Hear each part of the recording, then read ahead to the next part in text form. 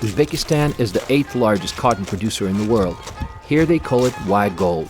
The country has finally succeeded in eradicating systemic forced labor and child labor. Working conditions have greatly improved since 2020.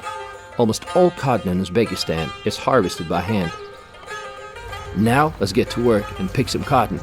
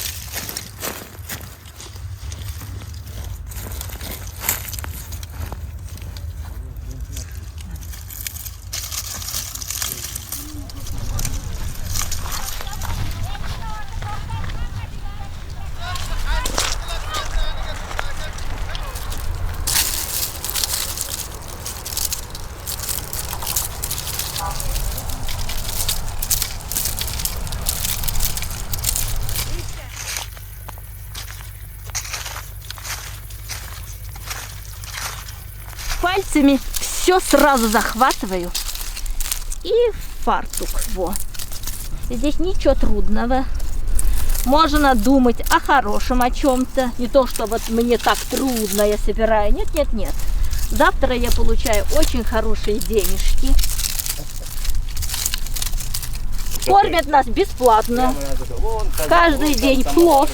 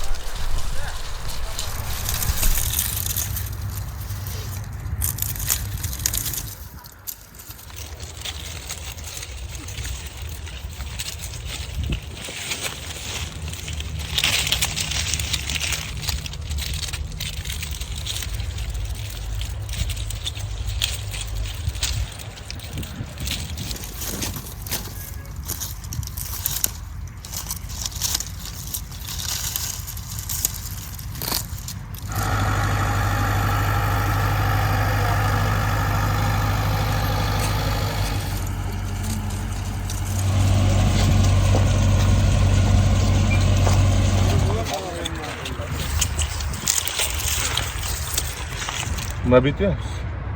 Bunlar biter. Şu mümkün olmasa ben şimdi çeşiye. Çıkmasıyla mı çıkardı?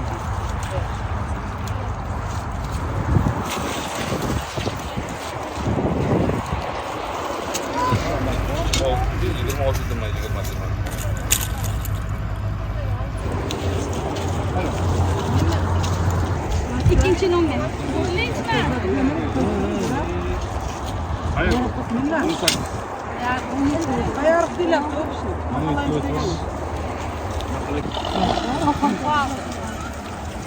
Salak spas kurmayı makan.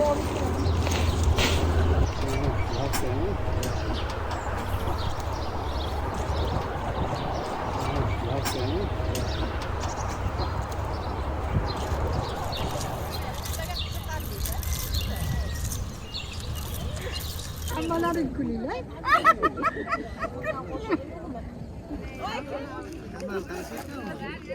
Ha?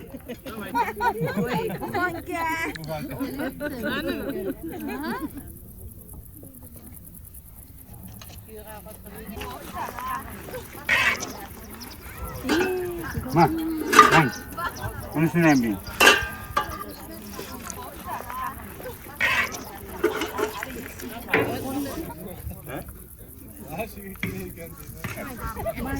Dünya bu. Çocuk geldik hemen. Kulübük bu.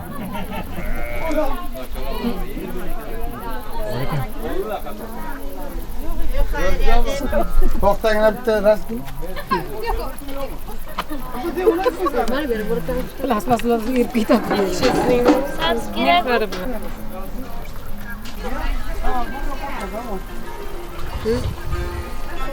Olmaz, tamam.